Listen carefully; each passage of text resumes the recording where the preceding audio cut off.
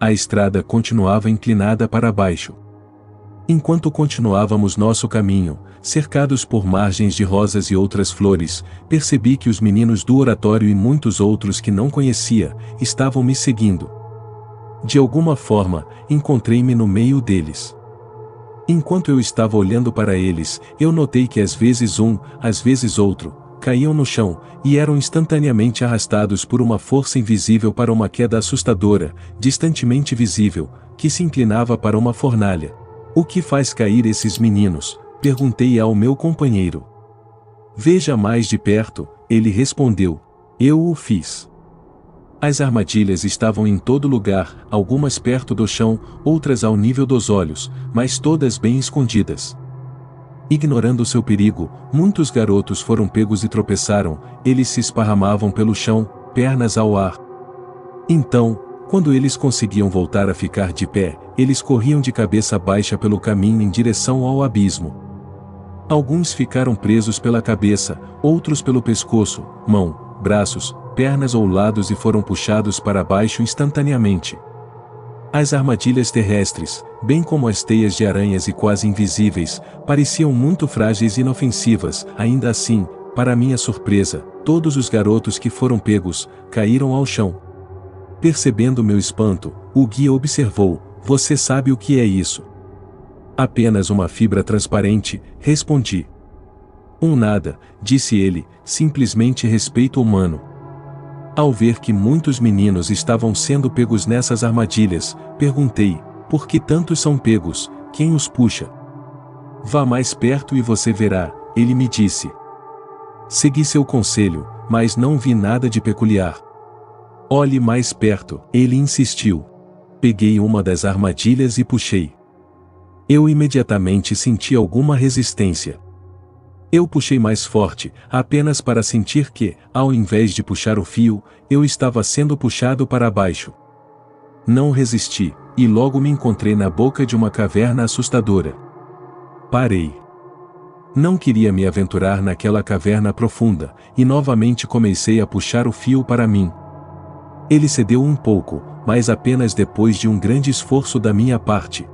Continuei puxando, e depois de um longo tempo, surgiu um monstro enorme e terrível, agarrando uma corda ao qual todas essas armadilhas estavam amarradas. Foi ele que instantaneamente arrastou aqueles que foram apanhados nas armadilhas. Não vou tentar comparar minha força com a dele, falei comigo mesmo. Eu certamente vou perder. É melhor lutar contra ele, com o sinal da cruz e com pequenas invocações. Então eu voltei para o meu guia. Agora você sabe quem ele é, ele me disse. Eu certamente sei. É o próprio diabo. Examinando atentamente muitas das armadilhas, vi que cada uma trazia uma inscrição. Orgulho, desobediência, inveja, sexto mandamento, roubo, gula, preguiça, raiva e assim por diante. Voltando um pouco para ver quais capturavam o maior número de meninos, descobri que as mais perigosas eram as de impureza, desobediência e orgulho. Na verdade, estes três estavam ligados entre si. Muitas outras armadilhas também causavam grandes danos, mas não tanto quanto as duas primeiras. Ainda observando, percebi que muitos meninos corriam mais rápido do que outros. Por que tal pressa? Eu perguntei. Porque eles são arrastados pela armadilha do respeito humano. Olhando ainda mais de perto, vi facas entre as armadilhas. Uma mão providencial as colocou lá para que se livrem. As maiores, que simbolizavam a meditação, eram para o uso contra a armadilha do orgulho. Outras, não tão grandes, simbolizaram a leitura espiritual bem feita. Havia também duas facas que representavam a devoção ao Santíssimo Sacramento, especialmente através da frequente comunhão e da Santíssima Virgem. Havia também um martelo que simbolizava a confissão, e outras facas que significavam devoção a São José, a Santo Aloísio e a outros santos. Por esses meios, poucos garotos conseguiram se libertar ou escapar da captura. Quando meu guia estava satisfeito de que eu havia observado tudo, ele me fez prosseguir ao longo dessa estrada coberta de rosa, mas quanto mais andamos, mais escassas as rosas se tornaram. Espinhos longos começaram a aparecer, e logo as rosas não apareciam mais. As sebes tornaram-se queimadas pelo sol, sem folhas, e espinhosas. Nós já havíamos chegado a um barranco cujos lados íngremes escondiam o que estava além. A estrada, ainda inclinada para baixo, estava ficando cada vez mais íngreme, escavada e eriçada com pedras e pedregulhos. Continuei, mas quanto mais avançava, mais árdua e íngreme tornou-se a descida, de modo que eu caí, e caí várias vezes, prostrado até recuperar o fôlego. De vez em quando, meu guia me apoiava ou me ajudava a levantar. Estou ofegante, disse ao meu guia. Meu bom amigo, minhas pernas não me levarão a mais um passo, eu simplesmente não posso continuar. Agora que chegamos tão longe, você quer que eu o deixe aqui? Meu guia perguntou severamente. Com essa ameaça respondi, como posso sobreviver sem sua ajuda? Então siga-me. Continuamos nossa descida, a estrada agora se tornando tão espantosamente íngreme que era quase impossível manter-se ereto. E então, no fundo deste precipício, na entrada de um vale escuro, um enorme edifício apareceu, o seu portal no alto, firmemente trancado, de frente para nossa estrada. Quando finalmente cheguei ao fundo, fiquei asfixiado por um calor sufocante, enquanto uma fumaça gordurosa, verde, iluminada por flashes de chamas escarlate subia por trás das paredes enormes mais altas do que as montanhas. Onde estamos? O que é isso? Perguntei ao meu guia. Leia a inscrição nesse portão e você saberá.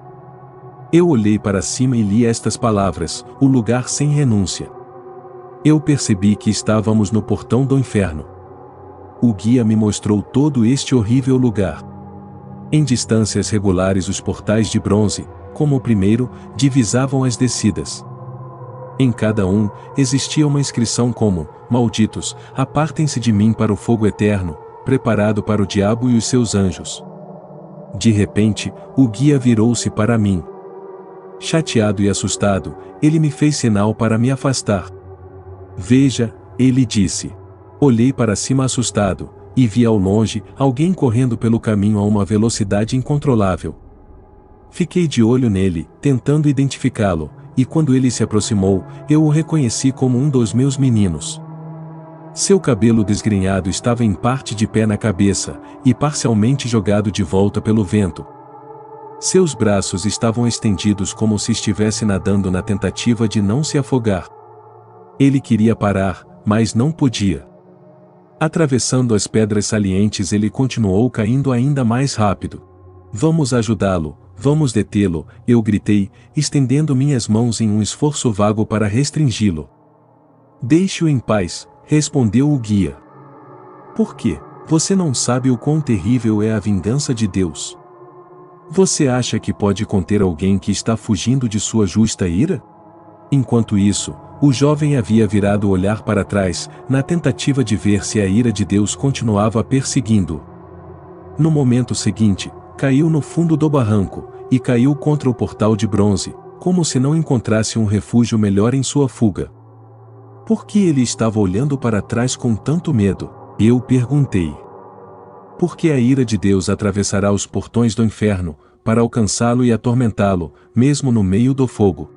Quando o menino entrou pelo portal, este se abriu com um rugido, e instantaneamente, 1000 portais internos se abriram com um barulho ensurdecedor, como se fosse atingido por algo que tinha sido jogado por um vendaval invisível, violento e irresistível.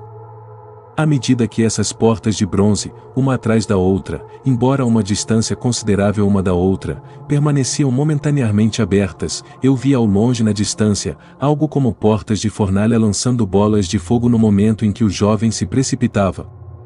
Tão rapidamente quanto abriram, os portais então fecharam. Tentei anotar o nome desse infeliz garoto, mas o guia me impediu.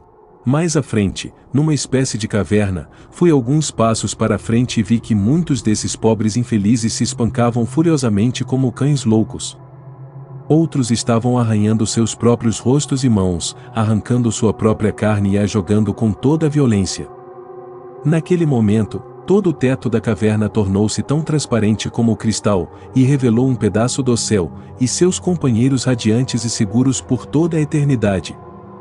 Os pobres miseráveis, furiosos e ofegantes de inveja, queimavam de raiva porque haviam ridicularizado os justos em vida.